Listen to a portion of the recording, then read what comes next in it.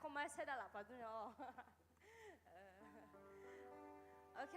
mai hai alo lo bila tèo thì hả giảm về thèm mà alo thì có lẽ thu khá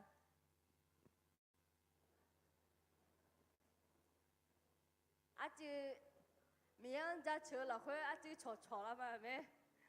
là có tè lo một đồ nhẹ lo nó ra đó chả dùng cái nhẹ nhẹ đồ thà ngáp phải lo nó mà ra xé lo chả phụ ra lo mà xí mà ra xí là ở đó chả dùng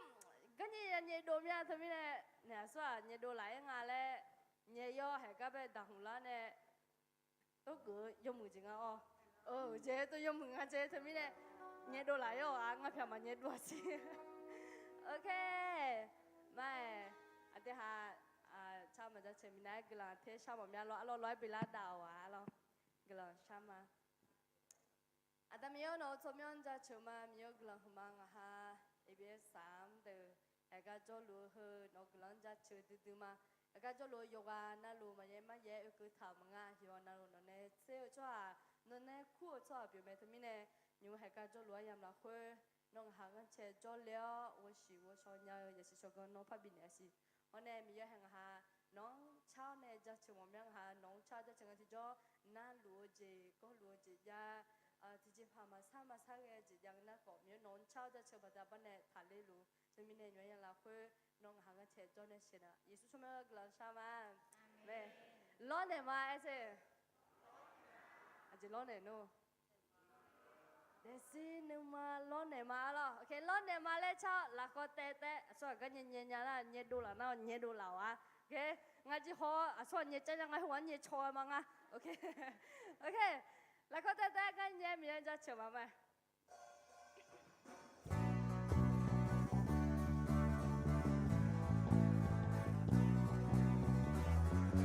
ngày nước mai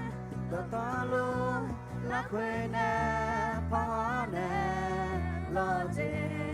nó lo nè mà ngã la bà đi ho cả nhẹ cha sớm mà lo gì nó lo nè mà lo gì nó lo nè mà ngã đè lu hơ ngã đè mà ngơ ngã là quê nó đè lu mẹ ngã đè gì lo nè mà ô ngã đi mà nè hơ đò nghe mà nó cô mò đè mò cho nhà ngã đè gì lo nè mà ngã nữ mà nó du ni ngã nữ mà mà gọi nó là đường gió xe yama nó là đường gió xe yama ngã đè lu hơ ngã đè mà ngơ ngã là quê nó đè lu mẹ ngã đè gì lo nè mà ngã nữ mà nè gờ đò nghe mà nó bồ mò đè mò trời ngã đè gì lo nè mà ngã đè gì lo nè mà ngã đè gì lo nè là khá chỉ chân lo nè khá là khá chỉ chân lo nè mà xin Tizi la katiche lo ne ma si Tizi la katiche lo ne ma si Tizi do la katiche lo ne ma si Tizi la katiche lo ne ma si Tizi la katiche lo ne ma si Tizi do ngã đè lu hơ ngã đè mà ngơ ngã là quê nó đè lu mẹ ngã đè gì lo nè mà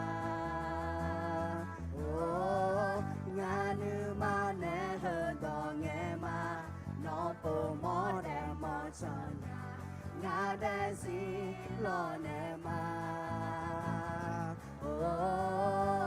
ngã đè gì lo nè mà ngã đè gì lo nè mà ngã đè gì lo nè mà Amen. Amen. Ama yo bữa đủ lần sát cho má rồi. Ama yo bữa em ai nửa thằng được cho mà. Mà yêu lên nửa thằng được. Thà bà. Ok. Yo anh nói cái nửa thùng má rồi. Hơi khô u chân thằng nè. Thằng bé thằng ba phở zami lên thằng chứ. Ồ à cứ chơi thằng bé thằng ba đô phẳng à ama yo bữa về em nè mà yo có tới về yêu na. Thế mình nè. Adiha yo bữa đủ lần sát cho mà. Akaza yo bữa bata bane ama womyaga nuna nuyu omyala miye posinyala numa le nyenye mageni si doni gela cho ha jo kan temine he ama de ga du glan sa cho ka yo bữa alo temine te sa lo glan sa ma alo tam yo no cho myan ja chu ma mi yo he nga ha ye to kho nyu la khwe be ama yo bữa ayo kho yo John lu ma mi yo ji no kwa nga ha ngan che yo kho yo na ma che no nga ha ne yo le ne la yo kho yo na ma che no nga ha ngan che jo le ga ne tu ma je mi ne nga na mi yo he ama yo bữa ho ga kwa thom ba po sa mi le thao ne mi yo he nga ha yo bữa jo le nga ji jo nga ha ya cho je yong me cho nhau nga ha mà cho nhau các con đi giáo giờ nó cho mẹ thế này mình nhớ hay ya uy lên hùng thờ ama yong qua nó để xiêu mẹ nó lẹm này xíu à cứ chiếu này thầm ba đôi nhà phẳng ha lẽ mình nhớ nó mẹ này gì hôm nay nga ha à cứ chiếu mẹ này thằng sĩ thằng này cho luôn cái này hay có tôi này thằng đô là nhà có này thằng ba đô là nhà này à cứ chiếu các con là hôm nay sĩ đi đã luôn cái này có này thằng đô là nhà này mình nhớ nó nga ha bên này yo bữa phan mẹ này là gì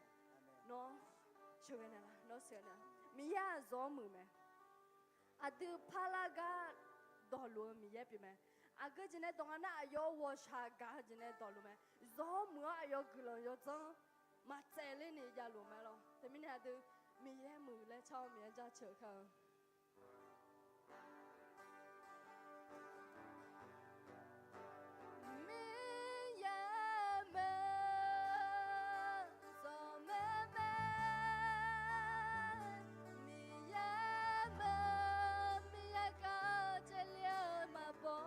是咪呀么？咪呀么？什么么？咪呀么？咪呀呀这了嘛不？哪怕那里那我下个老妹，我找到这俺说个路。nó chào tôi chỉ nên ngó chơi nên là luôn mẹ miêu nó xa cả là mẹ mi ya ngao sa mai ga me yo no na lo na sa ja sa ma ne ma ne ja sa ma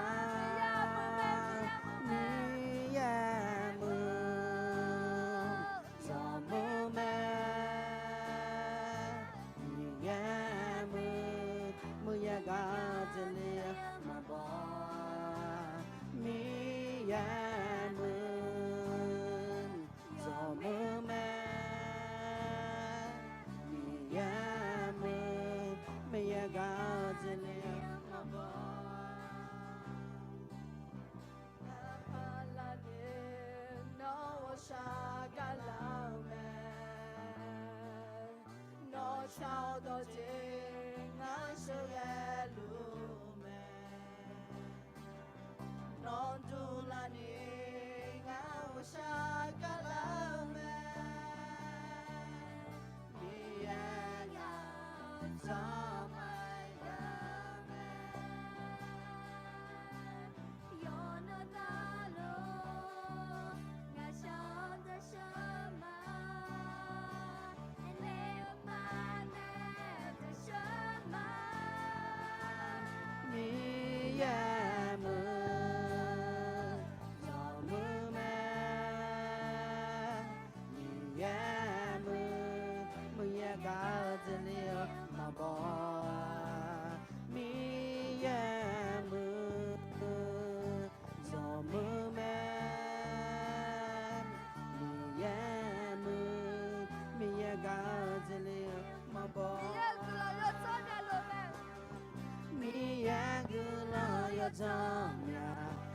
塞康塞边路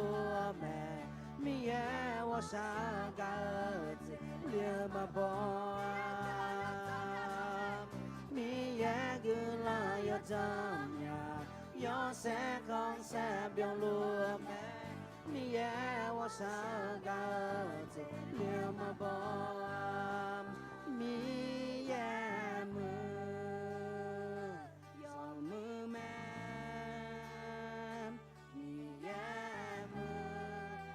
God to live my bomb. Me, yeah, so man. Me, yeah,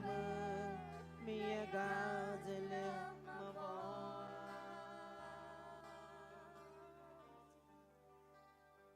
มีห้องหน้าซ้อมมือไหมหน้ามือกันเนี่ยมือตื่นๆกันเนี่ยมี有我还得想呢，拿乱么提开嘛抓，没有拿我啥搞的，我还怕那个落落咩，对面呢没有拿个人要走，我还我打没有路家路面个人好嘛，对面呢一弄还个做路萨拉嘛啊摇回打，没有拿呢要去吃个，到鸟，我是呢，那还说呢你。มีน้องยังสิชกงพับบินละวันไหนก็ยังไม่เล่าอามานันซีก่อนละเพื่อนมาย้อนยังเงี้ยโดยทุ่มโดเจน้องเนี่ยอยู่ดอกยังหายากาอยู่วันน่ะเพื่อตากลางเปียนี่ของน้องเจ้าพระเจ้านี่สิยิสุชมว่ากลางชามาอเมนแล้วก็ตามยาจะเชื่อค่ะกลางมาแล้วกลางมา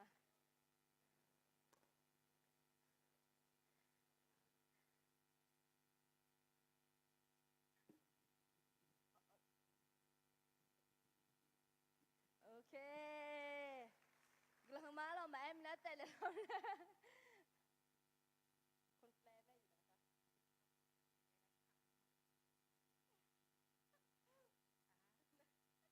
ๆสลามาบูดอจะแปลแต่เขากำลังช่วยฝึกหัดสำหรับพิธีจบอีกไม่นานเขาจะมา ไอ้ต่อบ้านต่อชาจกชอบบาลุงอาเจเราคันโนบาลาดามเจอะคันโนงาก็ต่อมังเงเปียนอย่างไรกูได้ละเด้ดอยูดอได้จีโอสามอย่างก็ดูโอ้สลัดได้ละจงอ่ะอยู่เป็นหลักก็แต่ฮักเกิดมา เราผิดหวังมากสาระอันหลังมาเดินหนีไม่ได้แล้วก็ท่านจะสอน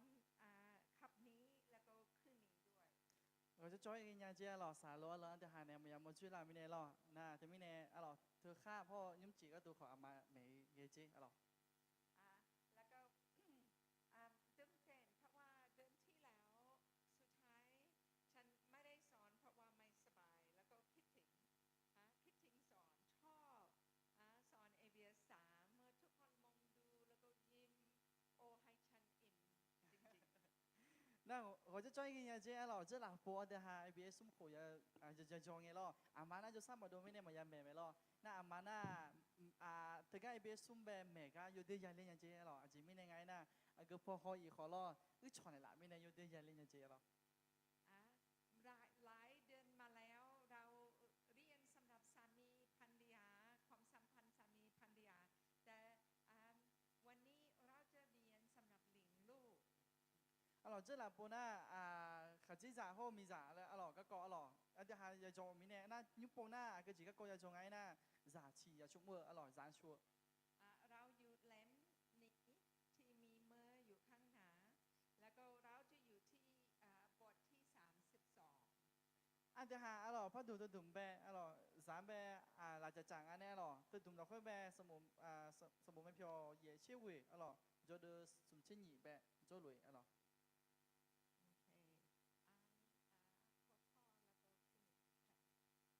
มอจิมา咯สมบูรณ์ไม่พอเย่เชี่ยวเว่อ่ะตัวไม่โมเดออ่ะที่ก่อเลยกูมาอ่ะก็อุจงกูเนี่ยอันดับเบดอและที่ก่อเลยกูมาอ่ะที่นี่ซุ้มคาลิซาโยฮาซาชูเหืออ่ะสมบูรณ์ไม่พอเย่เชี่ยวเว่เดอ่ะ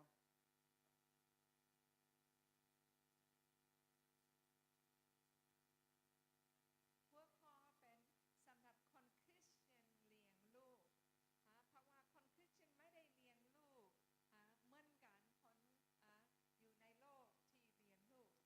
那个个真的那克里在出在出个个按前面那个那克里在后米也没新出来的在西出没嘛都亮ปกติธรรมดาพ่อแม่ของทุกคนรักลูกมากแล้วก็อยากทำอะไรดีที่สุดเลี้ยงลูก阿妈阿达那有好三百咯，说好有的干面咯，那阿月出呢，安那里阿月出门呀朋友嘞，干嘛不呢？他给人家来出门路面咯。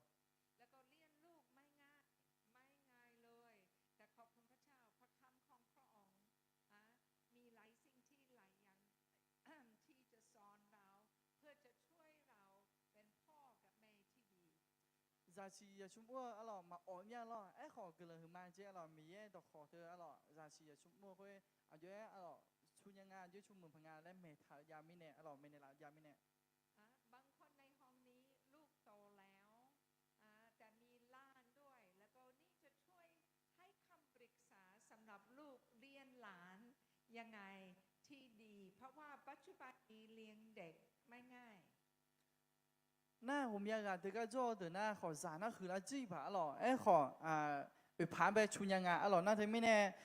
พัดดุมพัดดุมน่าเดี๋ยวไปผ่านไปย้อยชุนยังพังงาแล้วไม่ในหลายจีบยาอ๋อจะชุนน่ามาอ๋อเจอันนี้ให้โอเคยังพอมอจีน่าขอติดก่อนเลยอันเดิมเป็นต่อเลยเดี๋ยวก็ติดก่อนเลยกลามาอ๋อตีนี่ซุ่มมีเยอะต่อเนนอเดซีมาบีลามือมาบีลาพานานอนอบีชูหือลาเลยแต่มาเบิกกันยาจะสิชกันดอดอจะมายันจะมีดอเงี้ยชัวหาที่ไกนอมายันเงี้ยดอคุยเดือคาเลียตามังเงาที่ซีใส่ที่ซีเมคาเลียดอมิชาตานูดูแต่แม่เมื่อฉันดูทุกคนในห้องนี้กำลังคิดถึง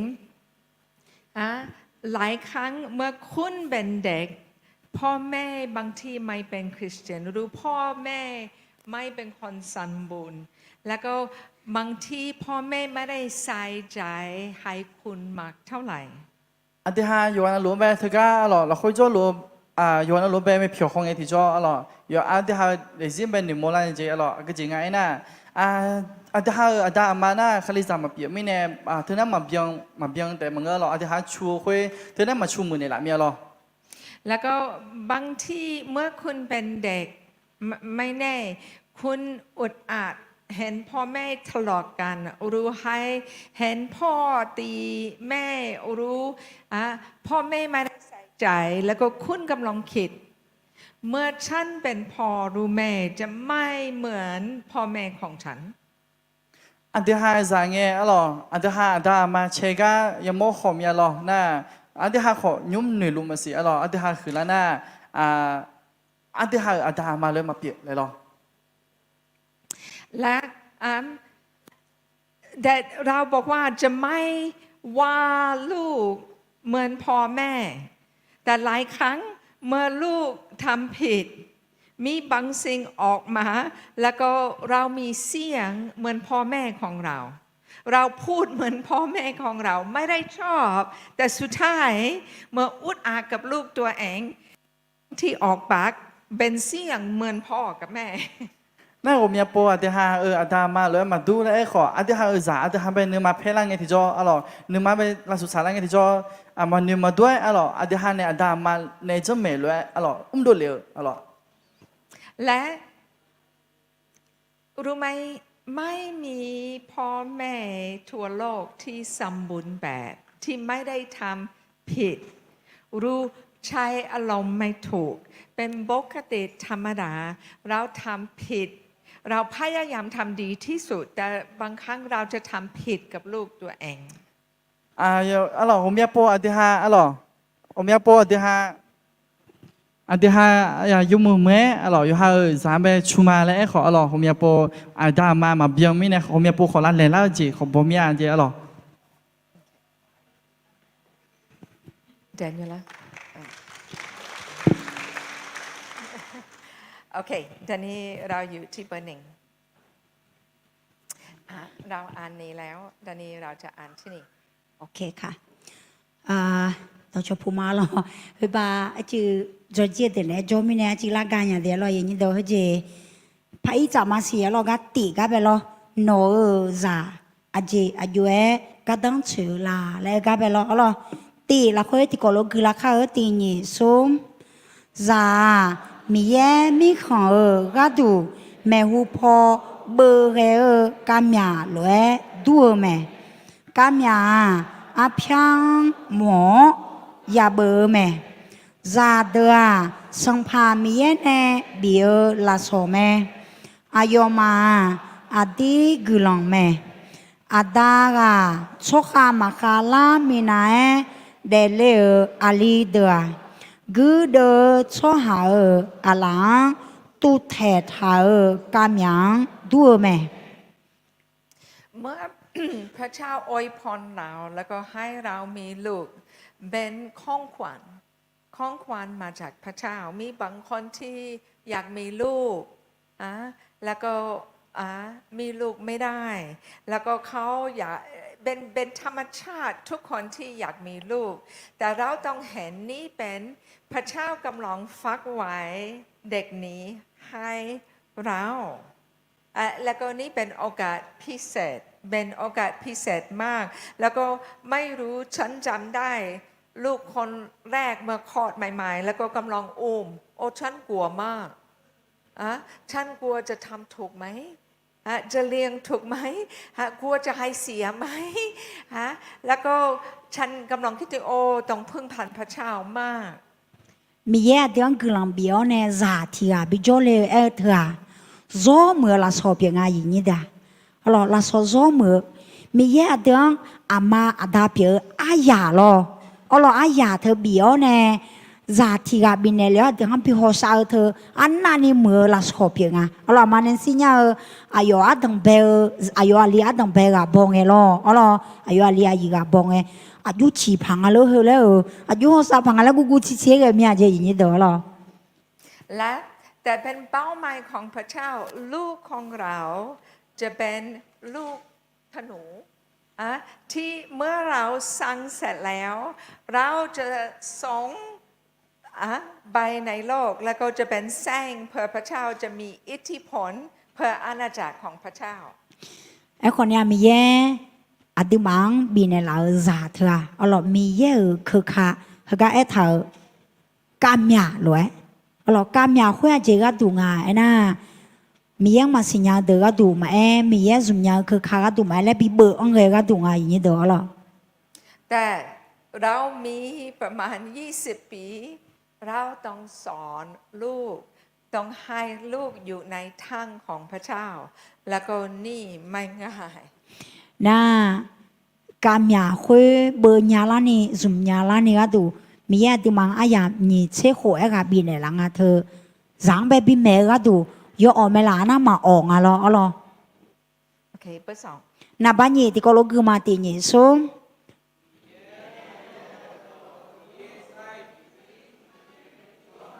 โดลานี่มียังกัวซาบิโดลาหมอแม่ที่ซีใช่ที่ซีแม่ชัวหาโดลานี่มียังกัวซาบิโดลาหมอแม่และทางอ่ะเรานี่เป็นเป้าหมายนี่เป็นปรารถนาของพระเจ้าที่จะมีคนที่รักพระเจ้าขึ้นมาแล้วก็สร้างครอบครัวอบอุ่นมีครอบครัวสมบูรณ์แล้วก็ลูกของเราจะโตขึ้นแล้วก็ลูกของเราจะมีอิทธิพลในโลกนี่แล้วก็เราจะเห็นทุกรุ่งจะแข็งแรงขึ้นสมบูรณ์ขึ้นเธอไม่แน่จอเจียละค่อยเบียงเจียอ๋อ有借了会上班来面了，看到那部表姐了，也面了，人家得了，若借了会表姐他们也那么吵这边啊，个这个东啊那ช่องคนเนี่ย表姐和比在人那个多了。นี่ถ้าว่ามีคนถามปัญหาใหญ่ที่สุดสำหรับพาวอาคาเป็นอะไรแล้วก็ธรรมดาจะเป็นปัญหาในครอบครัวความสัมพันธ์สามีภรรยามีปัญหาเลี้ยงลูก ที่ยากที่สุดมีปัญหามากที่สุดเป็นในครอบครัว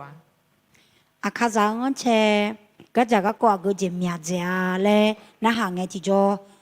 รอจีก็ก็เธอไหมอะไรมีเจ้า แต่ถ้าว่าคนถามเห็นคนอาคาเปลี่ยนแปลงที่ไหนมากที่สุด จะเป็นครอบครัว จะเห็นครอบครัวกำลังเปลี่ยนแปลงที่มีสามีภรรยาที่รักกัน ที่เห็นลูกโตขึ้นแล้วก็รักพระเจ้าแล้วก็สามังหาพระเจ้า เราไม่เคยเห็นขณะที่เราเห็นดันนี้แล้วก็ตื่นเต้น พระเจ้ากำลังรักษาครอบครัวอาคา那若只啦会波拉帕拉节啊，个帕莫拉节啊，来帕那哈那可能啊卡扎啦会没节咯，牛买啊节有节啦会，没说有啥有卡提啊提啊，我也搞啦会，来打就打个头，要么啊地方卡扎啊切，面面要么啊咯。โอเคแต่นี้เราจะดูพระคำของพระเจ้าดูแล้วก็ดูพระเจ้ากำลังสอนเราเลี้ยงลูกยังไงกับพระคำของพระเจ้าแต่ไม่แน่นะบ้านนี้ละคุยจะชีจะชูมัวมีเยอายุเอล่ะแล้วก็แบบที่มาหัวละมาอะไรตีละคุยก็ลูกกูมาตีนี่ส้มกูลองหัวจอจีมีเยจะเดืออุดรตี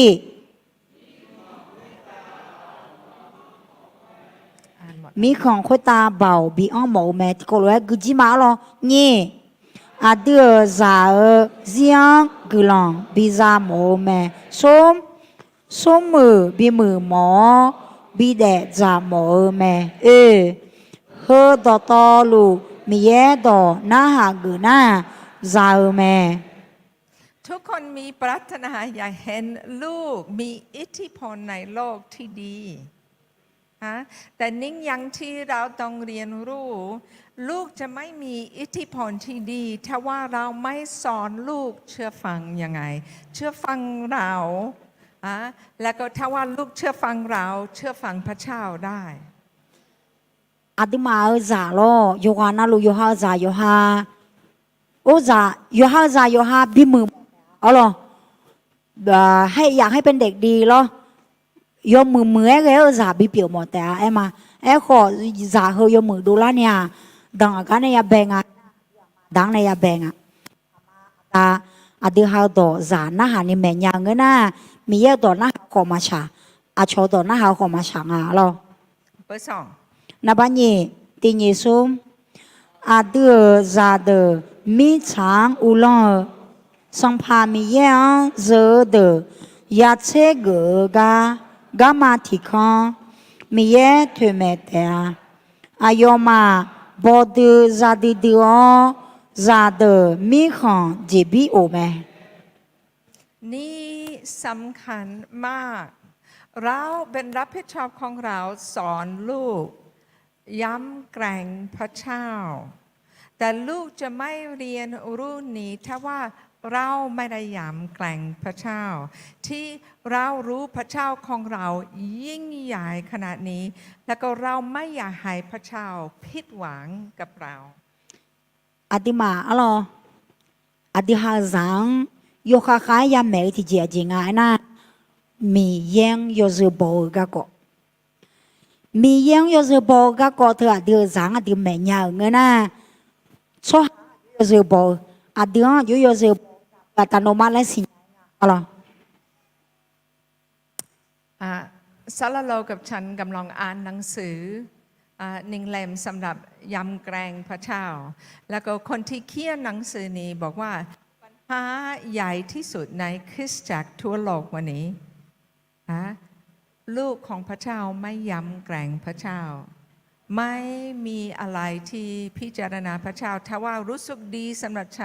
ฉันจะตามใจตัวเองรับเชื่อแล้วแต่จะตามใจตัวเองสลาโลฮ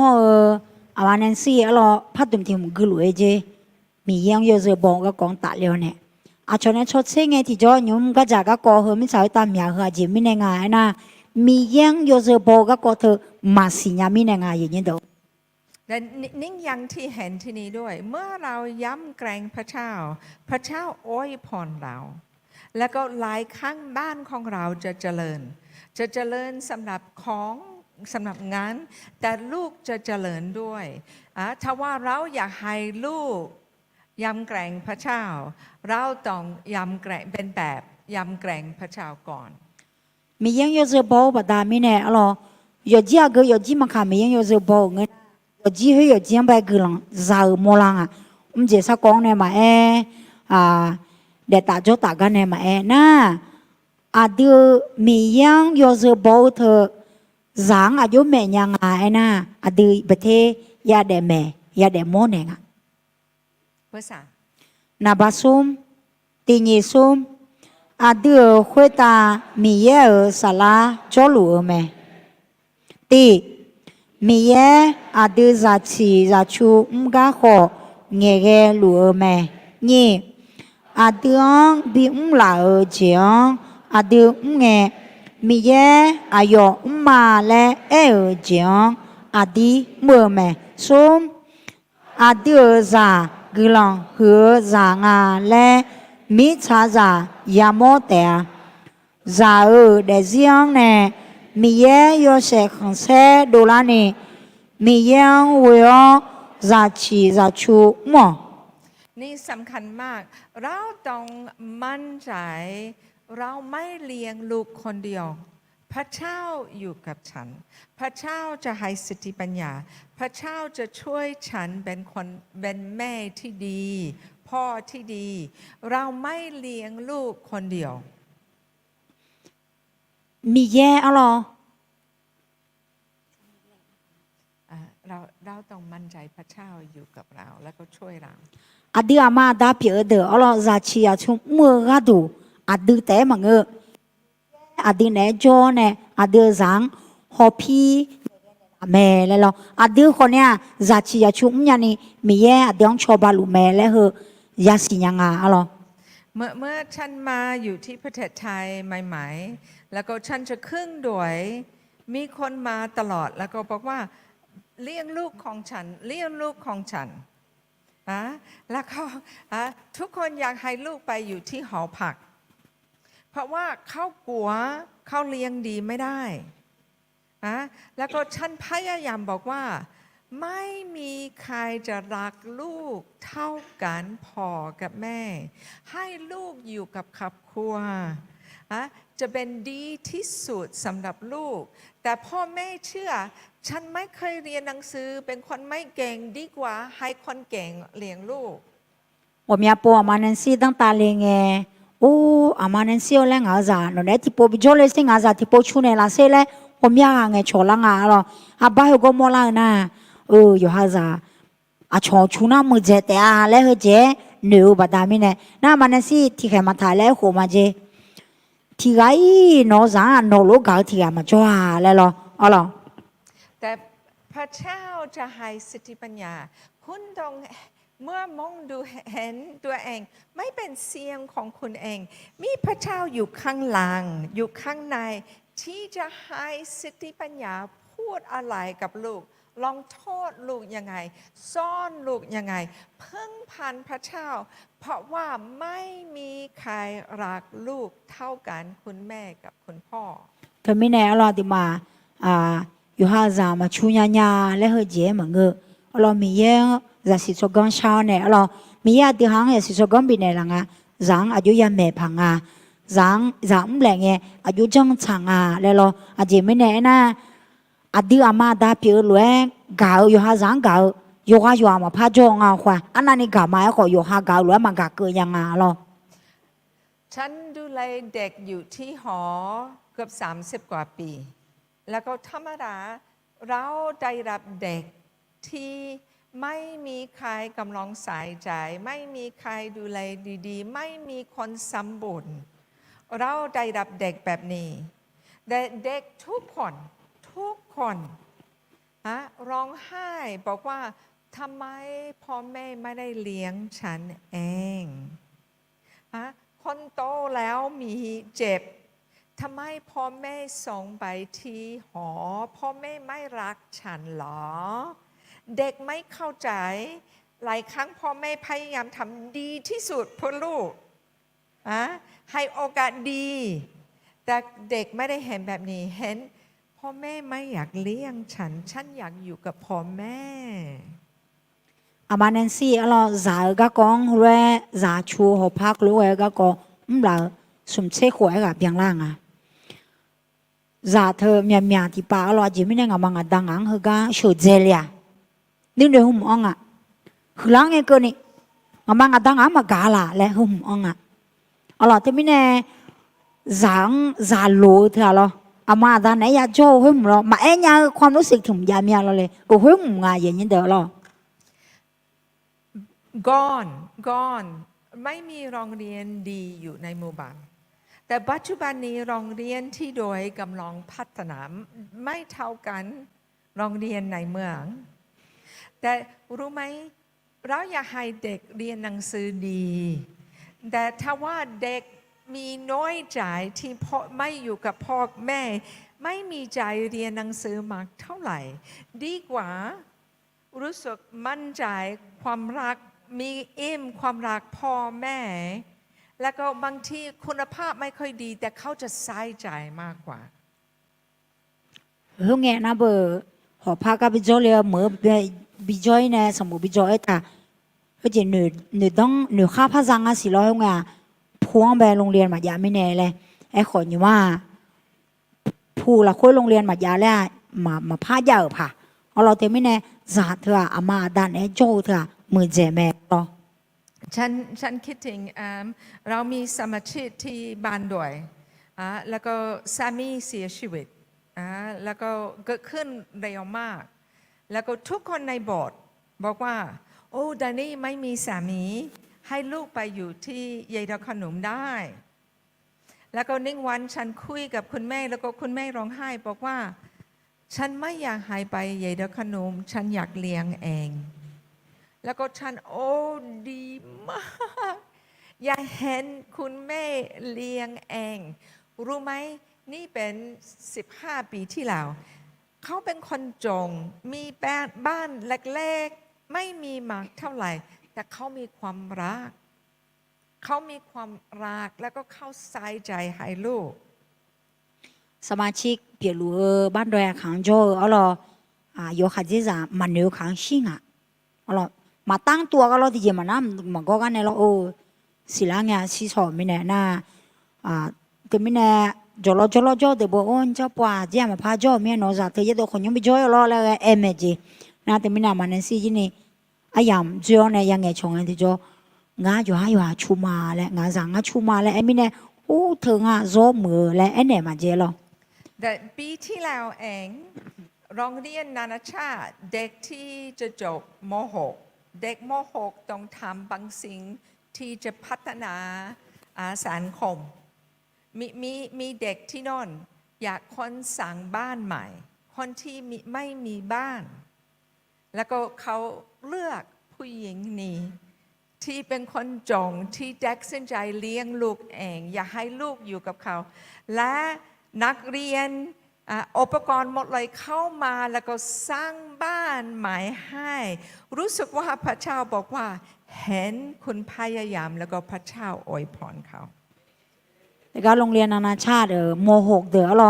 อย่ามาโปรเจกต์ยาจังอ่ะใช้สัญญาชาวบ้านแล้วนะบูเฮงังเบเช่งอ่ะอย่ามารอนะเฮงังเบอีกครั้งจมือเนี่ยอ่ะเราโอเคเปอร์ซี่นะบ้าสินะบ้าซาเดอตินิสุซาเดออามาอาดาเอโดนะฮะเยบอกมาเดซาเดอตินิสุซาเดอสังพาเยซูนุมาชาวลวยโนมาอาดาอามาเอโดนะฮะโนมาฮลวยจังพายเร็วแม่โนกาดูโยเจนาลูมือมิชาคุยตาโนซีบอซีจานีโนมาโนดาโยเซบอดอฮดออาจังดอฮูดอละคุยโนมากาดูงาจังมาเลมีเยเนเอเจถาโยเบดอแม่ตีก็จิกมาลอตินิสุมมีเยจังโยพอนาลูกุลังบีมอแม่นี่เยดอนาหาจัง mi ye gu long bi ge me sum za de na ha ge nya ni a du kho ya me nya me e za de e do na ha phai ge ji ni bi za de yo ze bo si nya nu ma si ni si za de ye do na ha a sa yo mue sa nya ni โอเคนี่สำคัญที่สุดเมื่อเด็กตัวเล็กฉันกำลังบอกว่า1 ปีครึ่ง2 ปีโอ้เมื่อ1 ปีครึ่ง2 ปีมั่นใจแล้วก็เด็กเป็นเด็กอยากตามใจตัวเองไม่อยากเชื่อฟังแล้วก็เกิดอะไรขึ้นเมื่อคุณอยากให้ลูกเชื่อฟังเขาจะตะโกนเป็นปกติธรรมดาเด็กไม่อยากเชื่อฟังแต่ของขวัญยิ่งใหญ่ที่สุดตั้งแต่1 ขวบสอนลูกเชื่อฟังพ่อแม่ไม่ยอมตามใจของลูก dạ thơ ở lo khuê hơ mà xe ni loอยู่หานึกข้องอยู่หานึกมาแต่กึมาแล้วเธออ่ะเมียวอ่ะกึไงย้ำเมียวมอลังอ่ะนะที่โคในหนีโคยขังอ๋อเหรอแต่ไม่แน่อ่ะที่หาฮอเจอถิ่มนะจะถือแต่จะสิญญาแล้วเธอกันในฮอเจอไม่แน่อ๋อเหรอมาแม่นี่แผลไม่แน่หรอมาไม่นะเธอเงี้ยอ่ะอย่างนี้เดี๋ยวยามแม่ดีๆเธอเงี้ยในยามแม่จ่อทางอ่ะมาตาต่อไปนะหานี่ก็ถูกหรอฉันนักใจเมื่อเห็นเด็ก2 ขวบ3 ขวบที่วิ่งไปวิ่งมาแล้วก็ไม่เชื่อฟังสักคนแล้วก็ไม่มีใครเรียกแล้วก็สอนแล้วก็ตีด้วยกำลังคิดถึงถ้าว่าปล่อยด้านนี้เมื่อเป็นวัยรุ่นคนนี้จะทรมานคนมากต้องชนะใจตั้งแต่ตัวเล็กแต่ไม่แน่จ่าเฮอสมโคยโคเพียงล่าเฮอเดอเตอกันรอเตอกันเจ๊เตอไหมกูเตอไหมที่การเนี่ยมันก็ล้านหนาเงาแหวรู้ไอ้ยังมองไงที่จะโอ้ที่แต่ที่นั่งแล้วคือล้านนั่งเจ้านั่นนี่แกพังงาเลยมอลานยาจีปัญหาอีกหนึ่งอย่างที่ให้ฉันนักใจฉันจะเห็นเด็กเล็กๆเมื่อไม่พอใจจะมาตีแม่หรือตีพ่อแล้วก็พ่อแม่ไม่ทำอะไรนี่อันตรายมากไม่ให้เด็กตีคุณจับมือแล้วก็บอกว่าไม่จะไม่ตีโมโหก็ได้แต่ไม่ตีพ่อแม่จะให้เกียรติพ่อกับแม่นี่สำคัญมากไม่ปล่อยเด็กเมื่อตีน่าที่เจข้างล่างลาพักเลยน่าเห็นแล้วยังมองไงเราจ่าเธออยู่หานึกมั้งมาล่างไงอยู่หามกุมอจิมายางไงอยู่หามันดีอยู่หาดันดีแล้วก็เขายังมองไงเราเขารู้ว่ายังมองไงมาหาเกิดเชื่อยังเยอะเธอไม่แน่ที่มาตาเดี๋ยวรู้ไหมอ่ะพี่จังอ่ะเนี่ยแถวเนี่ยถ้าดีเลยอามาดังมาดีเนี่ยเรานึกมาเพ่งเนี่ยแต่เขาอามังมาดีเนี่ยอาดังมาดีเนี่ยแล้วเจยังแม่งอ่ะหรอโอเคเบอร์5那帮啊，出这这啥？第二首，阿妈阿大耳朵嘛那好啥？出这这啥咩？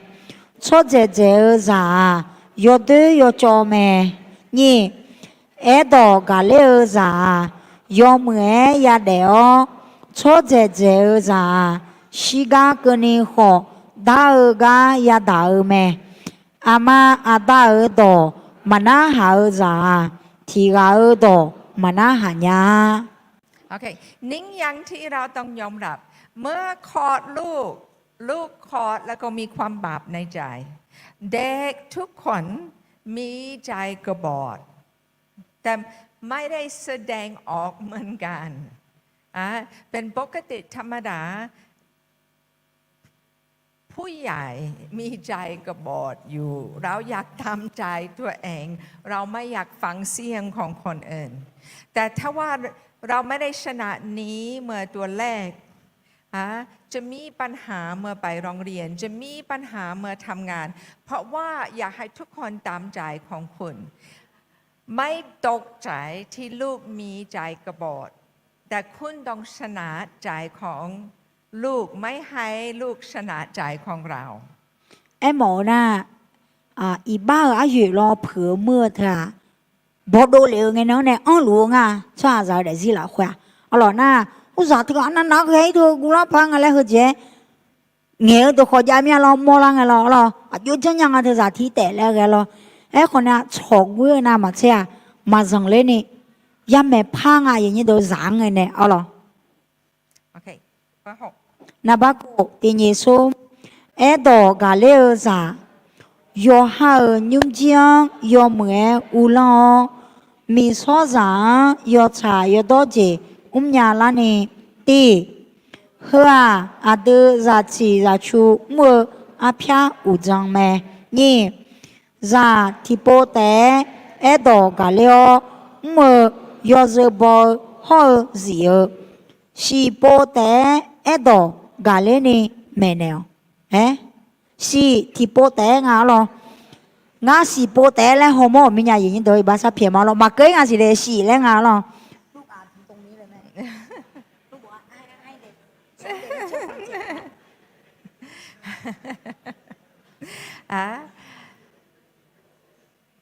เป็นปกติธรรมดาเด็กไม่อยาก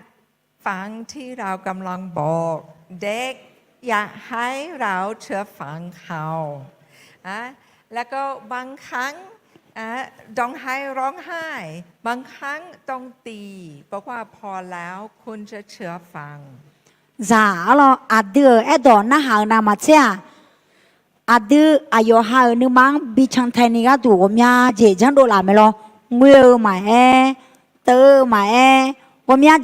dễ alo ấy khó hồ lúc quen ngà lẽ à yo mang chẳng thành cái na hơi phía chú gì phía ngà alo thế mới nè à đưa mà ya mẹ ngà à đưa hà đồ ya na hà mẹ lên lo โอเค ok cho bọn nó bác sĩ ý mà đây alo nó mà yêu khang à xíuอยู่ข้างอะไรแล้วเชื่อมาอาจจะไม่น่าเล็กเกลือเธออาจจะเทสักก็เอาเลยกับตัวนี้เลยมึงที่บอกพน้ามาสิเลยสิละคุยละสิที่โปแต่เอดอกาเลนีเมเนอที่เจ็บผ้าเอเนเงนี่โปยาเอเลมายาเกนีนึมาเพลกูมิเนแต่น่าหามังอาซาซาเอเงที่โปแต่เอดอบิกาเลจอ โอเค นี่สำคัญมากที่เราต้องฝึกหัดกับลูกตั้งแต่ตัวเล็กอยากให้เขาเชื่อฟังครั้งแรกที่เราพูดแต่นี่ไม่ได้เกิดขึ้นอัตโนมัติ เพราะว่าเด็กไม่อยากเชื่อฟังเป็นปกติธรรมดาเราต้องสอนแม่หรือพ่อมีคาดหวังลูกจะเชื่อฟังครั้งแรกเมื่อฉันพูดที่โปมึงอ่ะที่โปแต่ที่โปแต่น่าหานี่ยาแม่จงอ่ะเราไอ้คนเนี่ยมันนั่นสิเนี่ยตาเล่แม่เนี่ยตาเล่เปียกแล้วจะมึงอ่ะเราร้อยยาจงเนี่ยเราอยู่ร้อยย้อนนองและเหนียวเนี่ยที่และ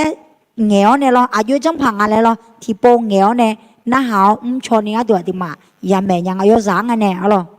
ฉันมีวิธีอยากเสนอชัยสมมติว่าเกือบลูกต้องไปหลับแล้วก็คุณบอกลูกไปแปลงฟันแล้วก็ลูกกำลังเล่นเกมแล้วก็ลูกจะทำอะไรไปไหมไม่ไปแล้วก็ปกติเราจะบอกว่าลูกได้ยินแม่ไหมไปแปลงฟันลูกจะแล้วก็สุดท้ายบางทีครั้งที่5ครั้งที่6เราโมโหแล้วก็ลูกไปแปลงฟันหรือไปจับหูแล้วก็เนี่ยอายุเยอะจีมาจีอาบ้าบีมอนี่อาดูจังเมียอะไรเสียเยอะเลี้ยวแล้วดังแบบโปโบลงเงี้ยเมียหรอแล้วกันนะมาอีนี่ปกติปนะอีแล้วหรอไม่เยอะมาอีก่อนนั้นสมปกติปนะบอกกูกะเนี่ยไม่น่าบอกนะป้าเยอะแล้วหรอแล้วก็รู้ไหมกำลังสอนลูกคุณไม่ต้องเชื่อฟังทิ้งเวลาแม่ตะก่อนเมื่อแม่ตะก่อนต้องเชื่อฟังเราไม่อยากให้เป็นแบบนี้เพราะว่าเมื่อไปโรงเรียนจะเป็นปัญหากับคุณครูโอเค ฮะที่ฉันถามเป็นฉันจะบอกว่าฉันบอกหนิงคังลูกไปแปลงฟันแล้วก็เขาไม่ได้ไปฉันจะบอกว่าหนิง2 3เมื่อทิ้ง3ทุกครั้งฉันจับลูกแล้วก็ตีแล้วก็เข้าไปแต่ต้องทุกครั้งทิ้ง3ต้องตีไม่เสียอารมณ์ไม่ตะโกนนับเท่านั้น1 2 3เมื่อเราทำนี้เขารู้ทุกครั้งไม่ทิ้งเบอร์3เขาตีฉันจะไปแปลงฟันอายุน่าจีรออายุหัวร้อยสมัยเจไม่เยอะๆแล้วเนี่ยมาอีกนะตีแล้วคือตีนี่ซุ่มแล้วคือเนี่ยซุ่มกันเนี่ยคือเกินนะดีงะอะไรอาจจะไม่แน่นะที่มากูที่เกินนะซาเดเธอกูละเนี่ยแต่อีมาแล้วเฮเจ๊จอเนี่ยงะที่มาล้อรู้จอเพียงะมากูนะมาอีอะไรเธอเลยนึกมาดาราเกินมาอีอะไรเธอเลยล่ะเฮ้ยอาทิมาย้อนจอเนี่ยเจ๊บุนึกมาดาราก็ตกมาแล้วล่ะน่าเธอไม่น่าที่หามันน่าหาหรือโรงเรียนไกด์คนเนี่ยชกออกมันน่าหางะเอาล่ะแต่ถ้าว่าเราต้องตะโกนแล้วก็โมโหทุกครั้งลูกจะรอทิ้งขนาดนี้ไม่จำเป็นเราต้องคุมอารมณ์แล้วก็นับรู้ไหมถ้าว่าเราทำนี้เมื่อ2 ขวบ3 ขวบแล้วก็ทุกครั้งทิ้งเบอร์3ตีกำลังอบรมลูกทิ้งไม่บางครั้งฉันใช้วิธีอยู่เมื่อเป็นวัยรุ่น1 2เขาวิ่งไปฉันไม่ได้ตีเขาหลายปีมาแล้วตีเมื่อเล็กแล้วก็เขารู้แม่เอาจริงก็จังเมื่อเริ่มนับ1 2 3rằng anh nghe điều lẽ nhà má điều lo thì nhỉ sum lẽ gỡ thừa lo rằng anh nghe ya đi mấy giờ khó khử la na hốt cho thảo mấy này đi lẽ cứ na thu này chẳng dưng ở khử la ở mấy này lo khử la na điều mà pha lỗ bờ thế mấy này à mèo này không té ya gừng à lo ayo po ayo hết hốt té ya dùng à lo thì nhỉ sum lẽ nhưng mà phe này lo gì như đó lo โอเคแต่สำคัญมากเราเริ่มทำนี่เราพยายามทำเมื่อเป็นวัยรุ่นแล้วยากต้องดิดนิสัยเมื่อเป็นตัวเล็ก คือเราเนี่ยแต่แม่มาแล้วเนี่ยยศใช้งาเราแต่ไม่แน่สางเราเนี่ยยาแม่ดังเราแล้วก็จะมีเด็กบางคนที่มีนิสัยต้องดีหลายรอบแล้วก็เด็กอื่นต้อง1 2แล้วก็เขาจะโอเคจะไปแล้วก็เด็กอื่นจะบอกว่า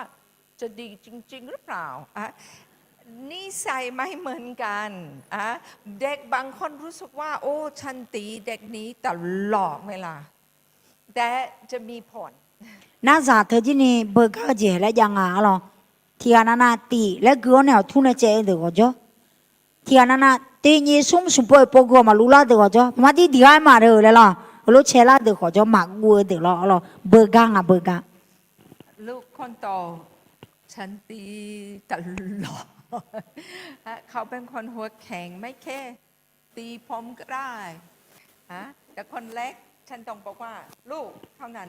โอเคเขาจะเชื่อฟังไม่ตกใจเมื่อลูกเป็นแบบนี้เพราะว่าคนละแบบ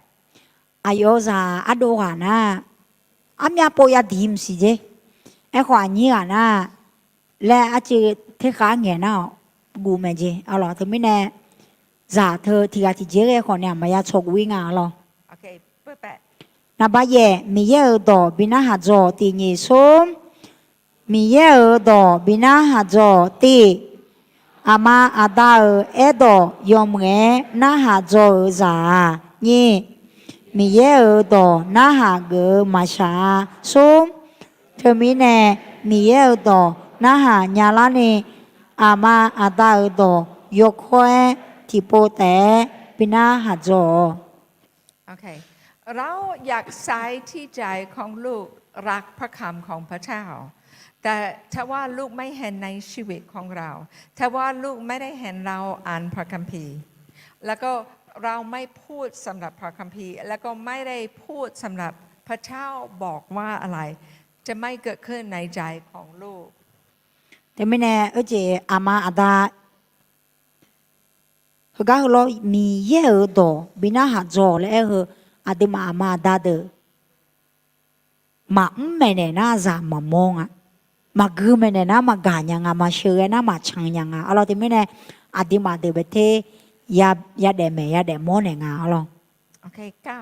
นับว่าจังเมเนอแล้วก็แบบตีนีสูจังเมเนอจังเดจิเดโกเมเนออายุซีจิเลงเกนี่มังเงียตีจาเชจมาเมียเนี่ยจานอนเนจากูอายามันจาเมสมบิวมังเนนี่บิว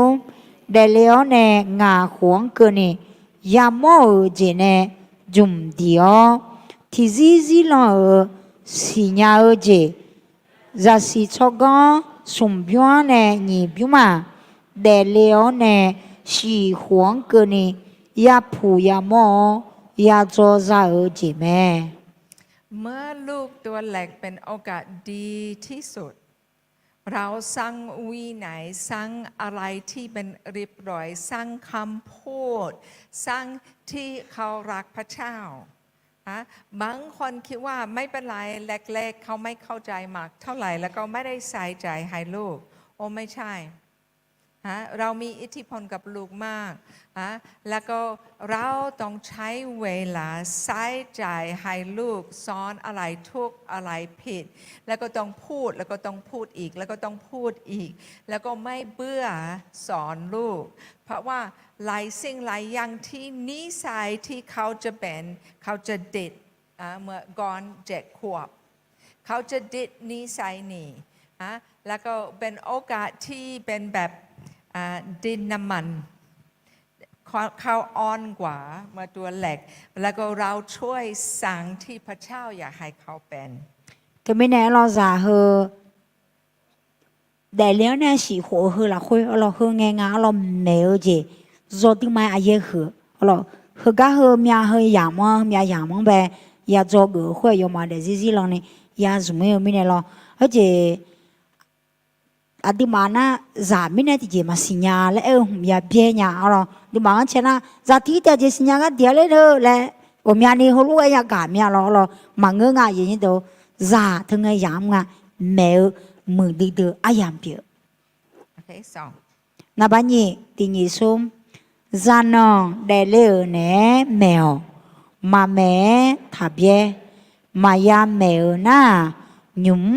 อาดังเบลแมวโอเคใ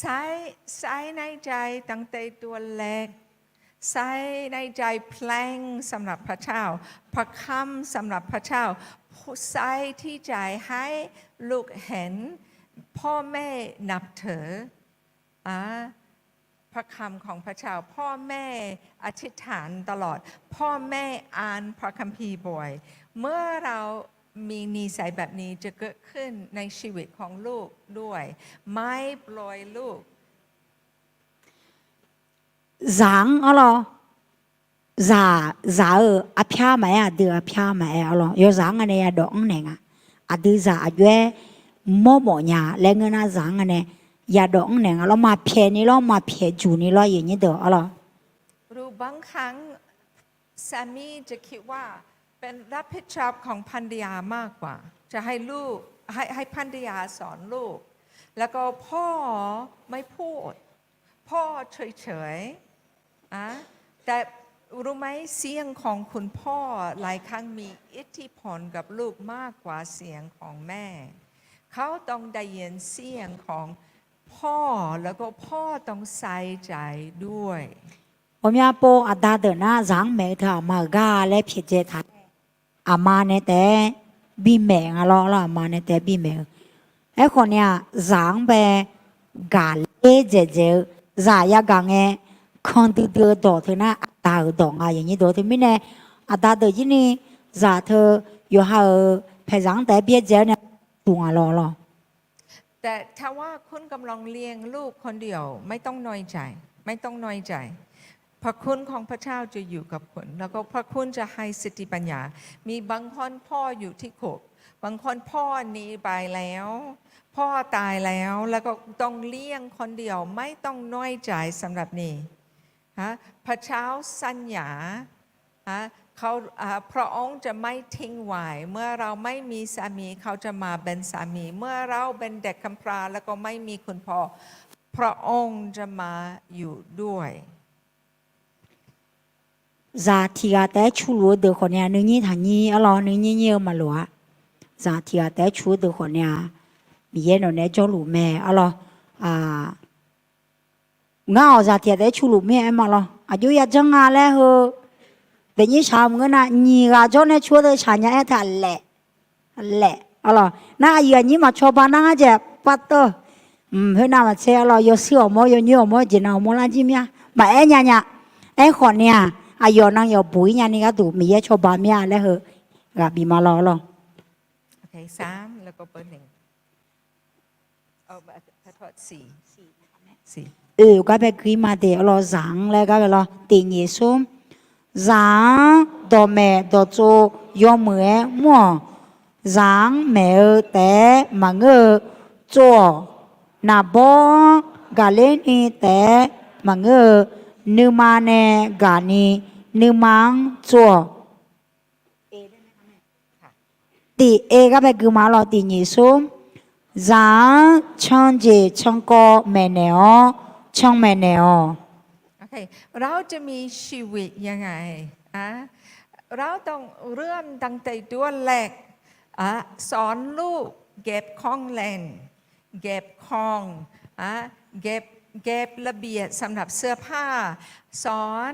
ดูแลของยังไงเด็กบางคนเมื่อมีของเล่นจะตีให้แตกหมดเลยแล้วก็เสียหมดเลย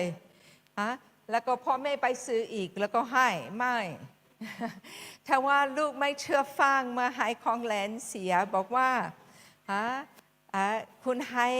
ของเล่นเสียจะไม่มีของเล่น2-3 อาทิตย์เพื่อจะดูรู้ทำอะไรเมื่อพ่อแม่ซื้อของเล่นให้ dạ thưa ở lo yo ha lang giáo gì thì mà nè cái gì bị mưa mỏ nhà gì bị da mỏ nhà lên na bờ mà cái nào mang trả lô kéo nam tôi yong mà xin nhà mẹ lo ở lo bị pa bị mưa chạy phe chạy xe lo na thì mà đã na ô dạ thưa à gì mà xin nhà lại phá giờ phá nè bị giờ bài nào giờ phá nè bị giờ nào ô cô lấy nèแล้วcái hảo lúc ấy hơ cô lúc mà ya chẳng à để thì mà đã được lo คืนนี้ฉันจะสอนสำหรับโทรศัพท์บริหารโทรศัพท์ยังไงกับลูกแต่ฉันเห็นเด็กหลายคนดูโทรศัพท์แล้วก็ให้เสียหมดเลยแล้วก็พ่อแม่วิ่งไปซื้อโทรศัพท์อีกแล้วก็ให้แต่ไม่ได้สอนใช้ยังไงเราต้องสอนแล้วก็ไม่ซื้อให้ไม่ให้มากเกินไป แต่ไม่แน่หรอgiờ pha nè nào mà xe dưới mưa lẽ không dám mẹ ngã lo nhúng chị na mà nên xemมือถือเธอ giảng dùng ni dưới mẹ lẽ hơ mẹ mà dê lo thì mà thì có lẽ hơ các cô dồ mà dê thôi mới nè giờ này mà người lo nhà bộมือถือเธอเกมมือจ้องอายุหันมามาล้านบีบปากเลยน่ามาดาวโอ้ยสังเอาเงาเลียพาเจพานี่แลรู้ว่าเฮมาช้างอ่ะหรอโอเค B อายุมาโยฮาแต่ช่องเรียนยันนี่ชื่อเราต้องมองดูลูกของเราเก่งอะไรที่เราชมลูกได้คนไม่แน่ฉันเห็นถูกความรักของคนอาคาเมื่อคนอาคาจะแสดงความรักหลายครั้งจะว่าลูกนี่เป็นความรักแล้วก็เขาจะทำไมทำแบบนี้ทำไมไม่ได้ทำแบบนี้แล้วก็แล้วก็นี่เป็นที่แสดงออกความรักใช่ไหมฉันเห็นถูกไหมใช่นะคะแม่อาทิมาคาซางั้นเชน่าเมียโมโหเดินหน้าไอ้มาหรอกาเธอโดนนางมาจุมยามาจุมฉายาแล้วเฮเจ้หรอเงี้ยน่าเบอร์ดอกข้างเงี้ยหรอเงี้ยโฮโลมังเงินน่าเดวโลกาแล้วง่าแล้วเธอเธอกาตัวไม่ละแล้วน่าห่างมังเงินแม่แล้วเนี่ยมังอาจี ทุลุแม่แล้วล่ะ จริงๆเรากำลังทำแบบนี้เพราะว่าพ่อแม่ทำให้เราด้วยเราจะว่าทำคุณกำลังคิดถึงอะไรนะและแต่เราว่าเท่านั้นแต่ไม่ได้ชมที่เขาทำเก่ง เมื่อเขาบางทีอาโดแบ่งของแล้วก็ให้อายีแล้วก็บอกว่าโอ้ลูกเป็นอาโดสุดยอดดูแลน้องชายแม่ชอบนี่มากสุดยอด เมื่อเห็นเล็กๆน้อยๆเราชมเต็มที่ แหลกังเดอนามาเชเอนามาเชยอมมือก็จริงและฮอร์โมนเนี่ยจะเชิญเนี่ยมามือเจงอย่างนี้เด้ออะไรยจะมาเจอเสียมานะอาโดอยู่หายังขนมปีเนี่ยมือเจปีเนี่ยโอ้น้อยยอมมือเดซมืออาโดเปียงเดเลยยอมมือเจฮอร์โมนเนี่ยจะเชิญเนี่ยอะไรอย่างนี้เด้อสี่ตีนี้ส้มช่างแรงคือโตอายุยาเชียและแม่เนี่ยอ๋อ โอเคลูกของเราทุกคนจำได้เมื่อลูกเดินได้ครั้งแรกเขาจะยืนแล้วก็ไม่สมบูรณ์แล้วก็ลงไปแล้วก็ไม่สมบูรณ์แต่เราช่วยเดินได้วิ่งได้เราต้องใจเย็นลูกของเราจะไม่เจริญเร็วเราสอนทีละนิดทีละหน่อยทีละนิดทีละหน่อยแล้วก็พูดแล้วก็ไม่ยอมแพ้อาทิมานุทัยแต่อะไรที่หาจากเธอมาชังยาล่าคุยชังโจโจเงบุ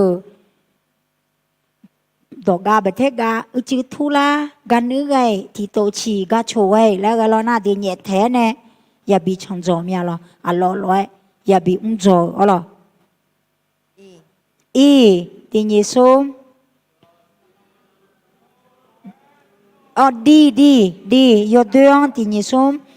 ยอดเดือนยอดยาวยอดเหมือนเนื้อเพนี่แมวต้องสอนอะไรดีอะไรไม่ดีแล้วก็ต้องใส่ในใจให้เขาเห็นชัดดีก็ไอ้ถาเลยหรอยอดเดือนจียอดเหมือนจีอากูจีเช็คกูแล้วที่มายามแมวหรอจอรวยจอและจีนี่แม่เนี่ยเราต้องสอนสำหรับเราเชื่ออะไรแล้วก็บางครั้งจะช่วยเมื่ออายุมากขึ้นเราจะอธิบายคนคริสเตียนเชื่อแบบนี้พ่อแม่รู้สึกแบบนี้แต่บางคนไม่ได้รู้สึกเหมือนกันแบบนี้แล้วก็สอนแล้วก็ให้เขาเริ่มคิดเขาอยากเชื่ออะไรฉันจำได้หลายครั้งจะบอกว่าพ่อแม่เป็นคริสเตียนแต่ไม่ได้บอกว่าลูกเป็นคริสเตียนแน่นอนลูกต้องตัดสินใจเองต้องดูพ่อแม่เชื่อถูกไหมแล้วก็ให้ลูกตัดสินใจอยากเป็นคริสเตียนหรือเปล่าเราบังคับลูกเป็นคริสเตียนไม่ได้แต่ช่วยเขาตัดสินใจอยากเชื่ออะไรดูจังเจียดูรังยาแมงอะไรเอาจีล่ะดาอามาคลิซามิเนซาจีคลิซาแม่แล้วลูกของแม่ยังไงอย่างนี้เดี๋ยวจีมิเนนะคลิซาเปียเยซูคลิยังหาเกิดอยู่หายันหนึ่งเจมิเนคนเนี้ยอยู่หันหนึ่งเจยันนี่ก็ดูว่าที่หายาชอบบ้านเองอะไรยาแม่เองอะไรเยซูคลิละโคจรน่าอยู่แกยาเดแม่ยาเดมอนเองอะไรเราดีจังเจีดีจังยาแม่เองอะไรถ้าคือใจมาเดออะไรก็แบบกุหลาบชัญญาตีนิสมกุหลาบชัญญาสลาพอกุเดญานีแม่เนอเมื่อลูกไปโรงเรียนแล้วก็กลับมาเราใช้เวลาเป็นครอบครัวกินอาหารเย็นด้วยกันแล้วก็พยายามใช้อาหารเย็นดูมีอะไรเกิดขึ้นที่โรงเรียนวันนี้มีปัญหาไหมกับคนอื่นไหมมีปัญหากับคุณครูไหมมีปัญหากับเพื่อนไหมมีอะไรที่ตลกที่เกิดขึ้นวันนี้แล้วก็ให้ลูกมีโอกาสระบายที่เกิดขึ้นอุจิทอพอนะเบออามาดาซาและจิโอเน่ที่ก็โลหอจัตาอายามเจียวเมียหรอก็ไม่แน่เธอไงอายามสมอเน่ โรงเรียนก็เจเปียล่าอีน้องยกมือแม่ลาที่ก็พาแน่อาเจเจมือไตเลยอาชอเจและเอลาลาหังเงเจนออุยลาพากเจโมเลอีน้องนุชาพากเจโมเลโคโลจาชอเนี่ยลงเงชอเนี่ยเงบ้าเนี่ยอ๋อหรอหน้าหาอาอย่างปิยาวจาชออาอย่างปิยาวอ๋อหรอ และเมื่อลูกมีปัญหาที่โรงเรียน เราจับมืออธิษฐาน ขอพระเจ้าช่วยเราแก้ปัญหา ขอพระเจ้าไปที่โรงเรียนดูแลปัญหานี้ เพื่อลูกจะเชื่อเราทำอะไรเมื่อมีปัญหา เราอธิษฐานแล้วก็ขอพระเจ้าช่วยอาทิตย์นี้เองเรามีเด็กม.2 เพื่อนจะตีที่โรงเรียนสำหรับโทรศัพท์ แต่เราติดต่อกับโรงเรียนแต่ฉันอธิษฐานด้วย พระเจ้าจะช่วยเรา พระเจ้าจะช่วยเราแก้ปัญหานี้ลูกจะไม่อยู่ที่ความกลัว แต่จะเห็นคำตอบของพระเจ้า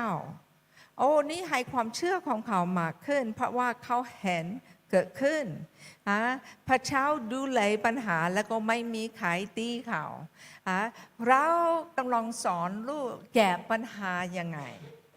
那后罗家穷诶，个高铁就怕也冇人呐，会什么？个人下车呢咯，人家都，好了，没人安了咯。这两个就好，我冇ที่ประชุมกัน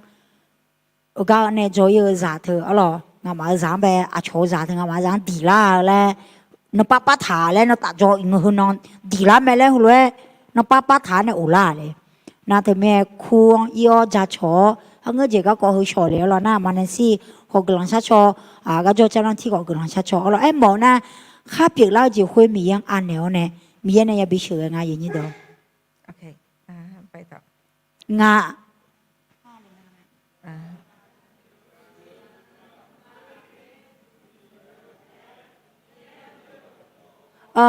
จะต้องสิเลยต้องสิเลยย้ำแข็ง而且几个白可以嘛咯，哪个嘛个人几个白米样我这第二首，米样我这你嘛拉会啥到呢哦？ให้ลูกย้ำแกร่งพระเจ้านิ่งยังที่เราต้องพูดกับลูกตลอดเวลาพ่อแม่ไม่เห็นทุกสิ่งทุกอย่างแต่พระเจ้าเห็นพระเจ้าเห็นเมื่อลูกขโมยพระเจ้าเห็นเมื่อลูกผู้โกหกบางที่หลอกพ่อแม่ได้แต่หลอกพระเจ้าไม่ได้แล้วก็เขาต้องได้ยินนี้เพื่อจะย่ำแกร่งพระเจ้าด้วยอาทิมาสังมียังหัวมียังจังเธอยามแม่แนงเรามียังกัวเหรออาจจะไม่แน่นะอาทิอายุฮันเน่ยจนาลุมาจอยังเธอเอขอมีเยอะอายุฮันเน่จอเน่โบสังอายุฮันเน่ยจอนาลุจอลุงแต่ไม่แน่มียังกัวนึมายสังเน่ยามแม่แนงเราจะปองงานอีมาเดตีนิสมซาเดนึมาละเฮจุ่มเดียวเลยมีเยอะต่อจัวอายมาเดเจเดโกเปล่านี่เยต่อเนจุ่มเดียวซาต่อเนโจจีเท้าเฮลวยจังน่าอายมาเดซีมาเลมาบังอีน่าโอเคไม่รอลูกไปเรียนละวีเท่านั้นเพื่อจะได้รับพระคำของพระเจ้าบางทีต้องมีวิธีที่อ่านพระคัมภีร์ด้วยกันเป็นครอบครัวเมื่อตัวแรกเขาอ่านคุณต้องอ่าน2-3 บทขอเท่านั้นเพราะว่าเด็กอยู่นานๆไม่ได้แต่เมื่อโตขึ้นตอนเช้าก่อนไปโรงเรียนอ่าน1 บทด้วยกันบางครั้งคุณไม่อ่านเท่านั้นให้ลูกอ่านด้วยเพื่อเขาจะเริ่มสายพระคำของพระเจ้าในใจจังลองไงเนี่ยอายามที่ก็รู้จุ่มเต้าเนี่ยเย่บุที่ก็รู้เกือเธออายามไปยาวหรอเย่บุเกือไงล่ะต้องไปเฮ้ยที่การจังเขารู้เหมือนกันหรออยากเสียงอยากเกือนิ้วรู้อยากเกือไงหรออยากยุ่มเลยหรออยากมองในบางเงื่อนคนเนี่ยเจไม่แน่นะเขารู้ต้องไปเงินนะมีอยู่ถ้าก็ก่อหังเงินเจมาจากเธออยากจะเกือจังไงเนี่ยฉันรู้พ่อแม่หลายคนเมื่อลูกเกือบจะหลับ เขาจะเปิดพระคำของพระเจ้าแล้วก็ให้ลูกฝันพระคำของพระเจ้าทิ้งเวลาหลับโอ้เสียดายเมื่อฉันมีลูกตัวเล็กเราไม่มีสมาร์ทโฟนที่มีพระคัมภีร์ง่ายๆแต่ตอนนี้ง่ายแล้วก็เมื่อลูกนอนไม่หลับเปิดพระคัมภีร์แล้วก็ให้เขาฟังมีอิทธิพลกับวิญญาณของเขาnhớ một nhà gà hôm dùm mẹ ở lâu chỉ bao nhiêu lấy nghe gà em phát âm phi thực phăng cứ gà bên na hả lo ở lâu ở giá nghe lo em mới thứ lo chẳng thà hờ mà giá mình nào cho em nhà chị ở lâu thì mình nhà thì mà cứ khá là khối ăn lù khá dùm phèo ở lâu ใช้6 กับ 7过后时的个老哥嘛，咋的的你说，咋的要让人呢？阿姐么，阿姐妈么，这把比把人呢没呢？妈么讲别哦，要么讲干呢没呢？是咋的好？错下来，啥啦？咪呢？要咋好？古浪啥啦？破大儿子。我是我说伢儿咩，咪耶儿阿啥啥儿阿能阿养了会，错着错差多多路儿会打，伢儿啥啦谢达呢嘛，诺马儿咱们咋有的，咪耶儿阿都都没得啊。เด็กมีจิตวิญญาณเท่ากันผู้ใหญ่แล้วก็บางครั้งเด็กจะได้รับมาจากพระวิญญาณบริสุทธิ์ง่ายกว่าผู้ใหญ่เพราะว่าเราใช้ความคิดมากเกินไปแล้วก็เด็กความคิดบริสุทธิ์มากแล้วก็บางครั้งเขาจะบอกว่าพระเจ้าบอกนี่ฉันเห็นนี่แล้วก็คุณตกใจเขาเห็นขนาดนี้ได้รับขนาดนี้แต่บางครั้งง่ายกว่าสำหรับเด็กๆยากกว่าสำหรับผู้ใหญ่咋好呢？阿拉的做下来啥啦乌啊？阿拉一个咋好做下啥啦头不个阿姐啊？哎呐，咋啥啦？要说啥啦呢？头几日咋要空啊？啥啦会要说咪呢？阿拉。ฉันจำได้เมื่อลูกชาย2 คนเรียนประถม แล้วก็ทุกเย็นก่อนหลับฉันจะไปนั่งที่เตียงกับเขาแล้วก็เราจะอธิษฐานด้วยกันก่อนหลับแต่บางครั้งฉันจะถามบอกว่าบิดตาเราจะลองดูพระเจ้ามีบางสิ่งที่อยากเปิดเผยให้ลูกไหมแล้วก็ลูกจะได้รับหลายสิ่งหลายอย่างรู้บางครั้งฉันจะบอกว่ามีคนที่ลูกให้เจ็บวันนี้ไหมแล้วก็เขาจะปิดตาแล้วก็เขาจะบอกว่าโอ้ใช่ฉันพูดไม่ดีกับเพื่อนโอ้ทำอะไรดีพรุ่งนี้ไปขอให้อภัยได้ไหมดีรู้แปลนี่อามานันเสียลอยอยู่จานเน่อุจิพออยู่แรงไงยามจุ่มในกลางช่างกลางช่างไง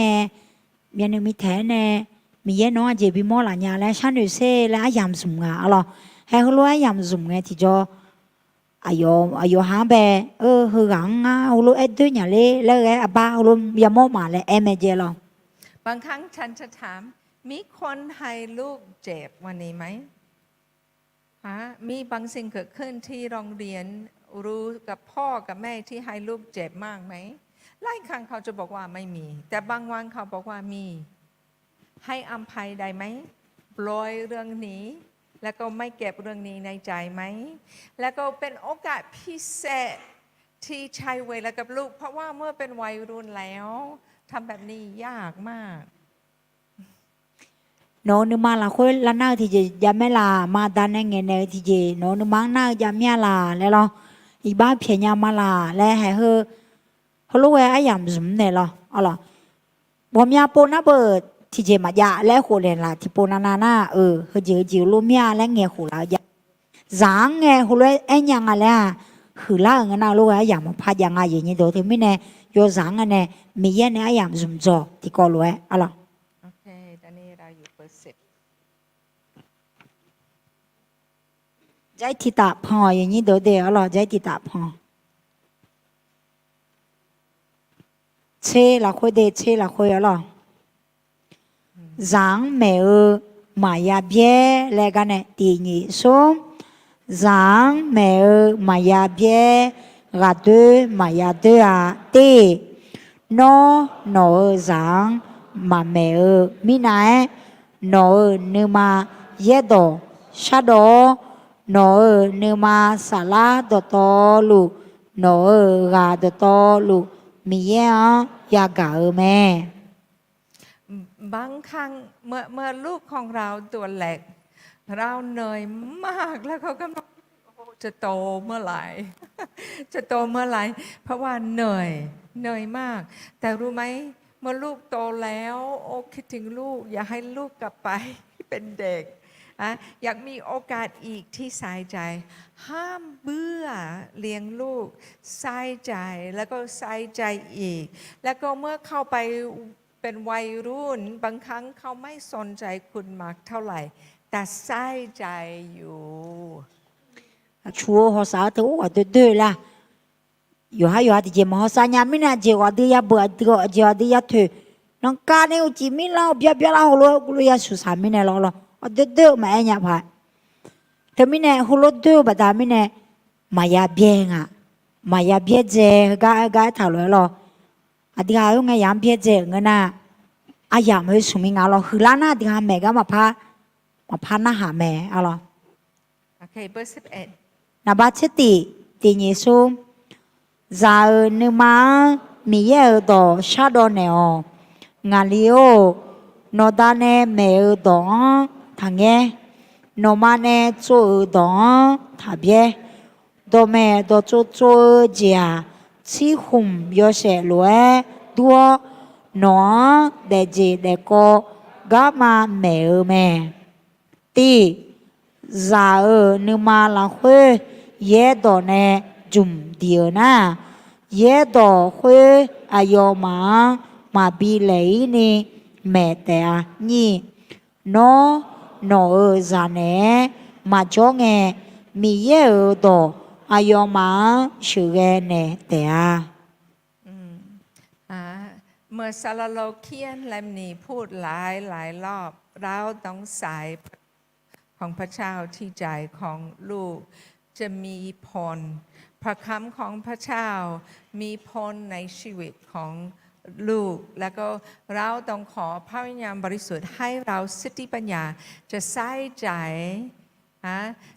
จะใส่ในใจของลูกพระคำของพระเจ้ายังไง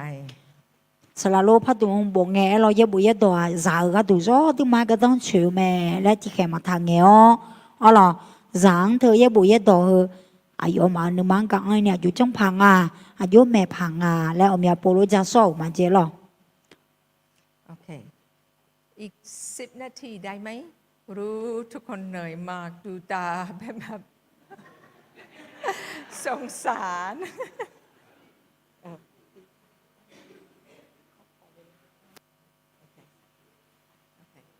ปี3เดือยำชาถาแม่loงื้อมาละปี3เดือ จะให้เสร็จนี้ไหมจะดีไหมแล้วก็ต่อแค่นี้โอเคเพราะว่าปี3โอ้เวลาเดือนนี้เราต้องฝึกหัดถ่ายรูปเราต้องทำนี่แล้วก็ทำนอนเต็มจริงๆแต่ช่วยเราทำพิธีจบที่สุดยอดเราเมื่อเราทำพิธีจบเราอยากมีคุณภาพที่จะให้เกียรติพระเจ้า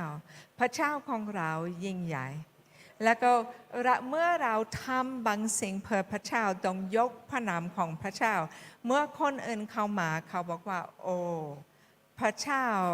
ของเขาสุดยอด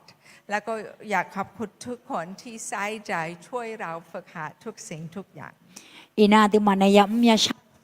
lo u sho yo nai thu bio gu ga ya na hao je jan se ga ya chang the hang nge je le je ne la u mi ne ma le alo adi ma sha ha adi ma mya phyo na me ya ni ma nge mi ye yo se hang se du la ni a yue chang ne adi ha mu du je mi yang lo ne phang ale mu je gam jo sa jo he lo to mi ne le je ne la u mi ne yoga na luang kin la hu ma le e je pyo ma de ala โอเค เฮกันในหน้าปี3เนาะมาอายามบีมาอาจจะไม่น่ายุ้มจียี่เฮยาจัวอย่างนี้เด้อยุ้มจียี่นี่เฮยาจัวต่อแต่ไม่แน่ปี3เดือนอายามบีอ๋อเนี่ยเนาะมาจริงเงี้ยมัวจะจังมัวยันแล้วเฮกันเจล่าเฮมีนาทีนะเนาะมาแบบอายามบีมาแต่ไม่น่ากันในหน้าไลฟ์เธออาสาสมัครเดอรอไล